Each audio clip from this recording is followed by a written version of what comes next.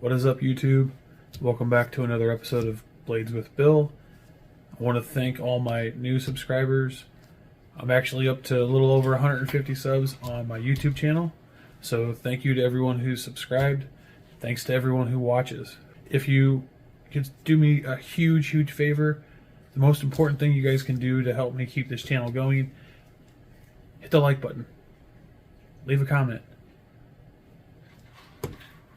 It's all interaction, which shows YouTube that there is interest in the videos, so they'll actually start pushing it more to try and get it out to more people.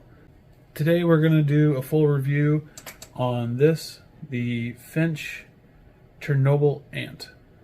We're going to go up close, go over some specs, do a size comparison, and then we'll come back up top and I'll give you all my thoughts on it.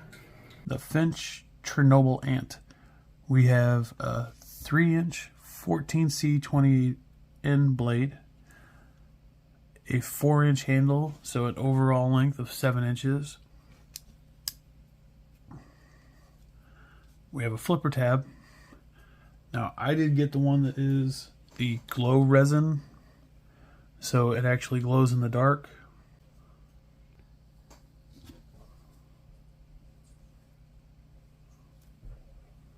So as you can see there, not only on all Finch knives, the little Finch shield here will glow, but with these, because it's the special glow resin for the handles, the entire knife will glow. Well, the handles will glow, not the blade. We have a flipper tab that works very well. The detent on this knife is excellent. You can do the light switch or the push button.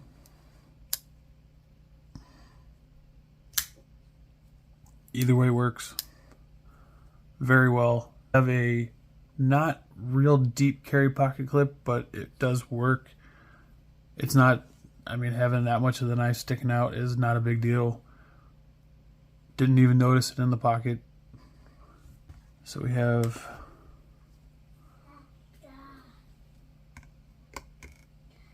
a weight of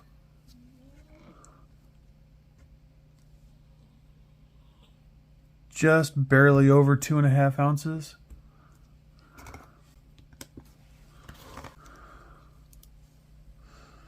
The thickest part of the handles is coming in at 504 thousandths. Thickest part of the blade, you're looking at 113 thousandths. And then behind the edge, 15 thousandths. So this is a very slicey blade. It's not a full flat grind, but it is a high flat grind, and not being a real thick spine to start with, like I said, 15 thousandths behind the edge, it definitely slices well. But let's do a size comparison real quick, and then we're going to go up top and I'll give you all my thoughts on it. So first we have the CJRB Pyrite and the Kaiser Original. I tried to go with some things that were close in size that are fairly popular, so people can get an idea on size of the Chernobyl Ant. So obviously the Pyrite is bigger. You definitely get more blade out of it. But as far as the Kaiser Original and the Finch, they're pretty close. The Finch is just a little bit longer. The Civivi Elementum and the Wee Banter.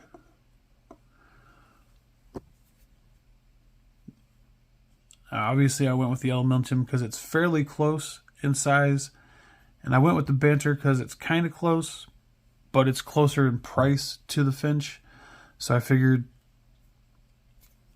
throw in something, a couple of things that are kind of closer in price and maybe kind of close in size, but are also fairly popular. Like I know the Banter is a very popular knife. So again, the Finch's longer handle. Yeah, you get a little more handle out of the Finch, a little more blade out of the Finch than either one of the Civivi or the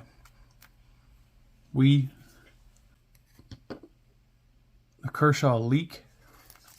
Now, I know that's an older one, but Kershaw still makes it, so apparently it's fairly popular. And then, of course, we have the Hogue Deca, which is, again, fairly popular knife. So you get more blade and a little more handle out of the Hogue. But as far as the Kershaw and the Finch, they're actually fairly close. So, and then the last two we're going to do for size comparison.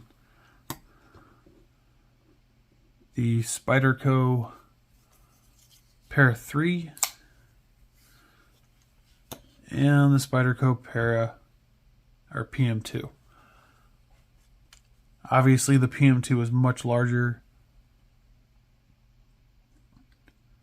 As far as the Para 3 and the Finch, it's definitely, you definitely are, you know, taller this way than you are with this one. But as far as blade goes, you get about the same amount of blade.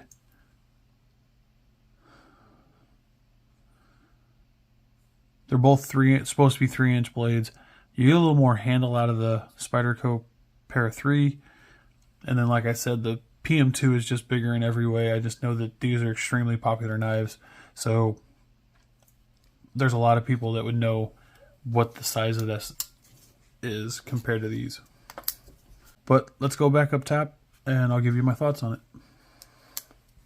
As far as this knife goes, I couldn't find a whole lot to complain about. There's a few things that I'm not real happy about, but if you can see that,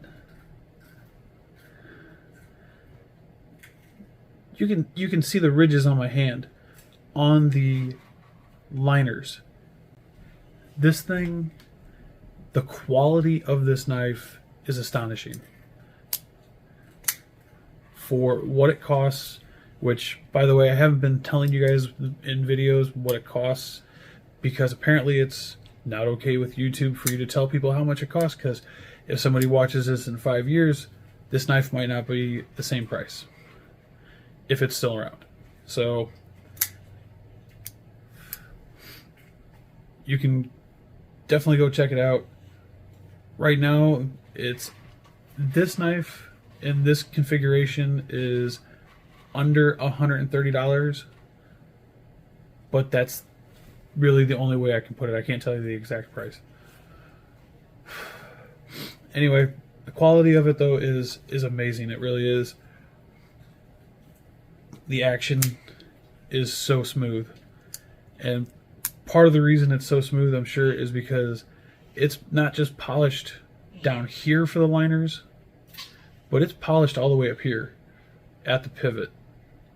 So it being so highly polished, I'm sure helps with the bearings being able to roll. But it's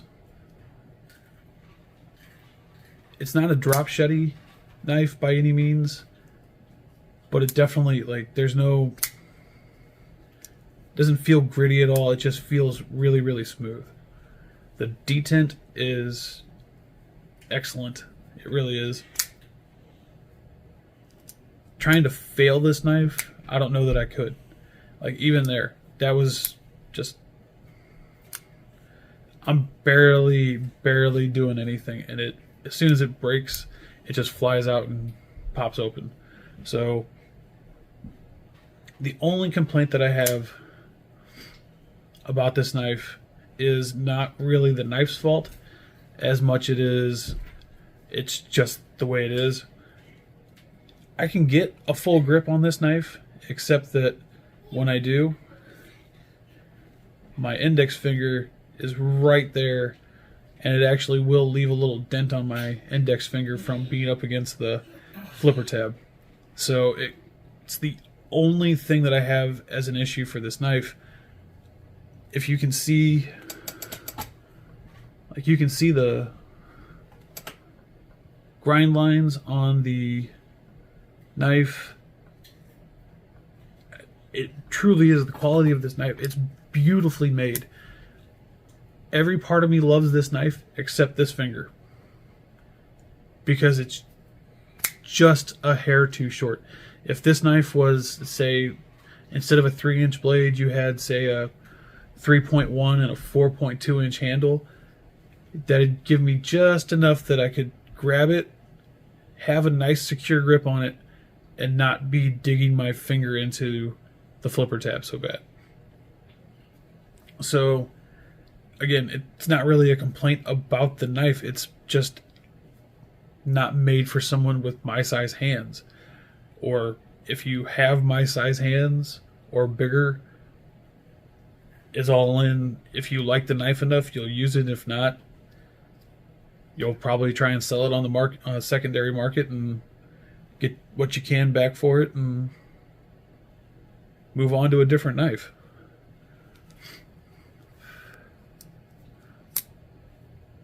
Would I recommend this knife? Absolutely. And if the quality of all the rest of Finch's knives are like this, I would recommend any Finch knife.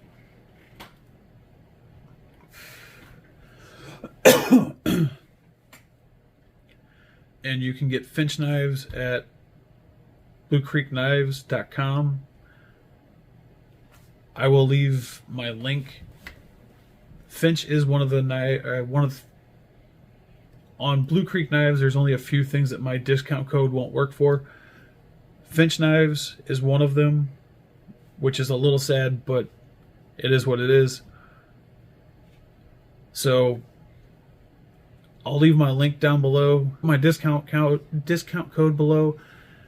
But again, you won't, if you decide to pick one of these up from this video, you won't be able to use the discount code for this knife, but you can use it for almost everything else on the site. The only other thing I know for sure you can't is the Knife Nerd club boxes that they do.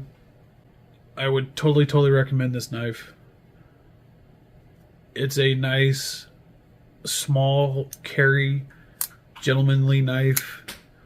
You could carry this in an office setting and you're not really going to freak anybody out. It's not some crazy big thing. It's not the PM2 or the Para 3 or something like that, to where it looks a little more aggressive. This just looks like a simple knife that you could use to open letters and such in an office. Definitely go check it out. Have a great day. Stay safe. Peace.